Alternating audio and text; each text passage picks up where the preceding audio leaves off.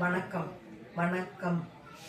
ஐவகை நிலங்கள், ஐவகை நிலங்கள். கடைசியா பாலை.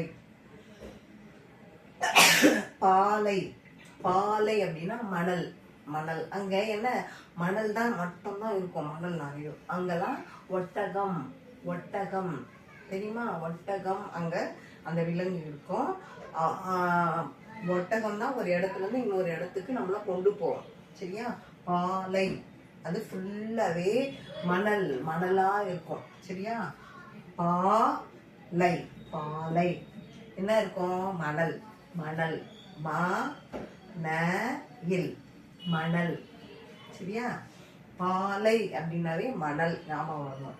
மணலும் மணலும் மணல் சார்ந்த இடமும் அப்படின்னு வரணும். பாலை அப்படின்னாவே உனக்கு மணல் தான் ஞாபகம் வரணும்.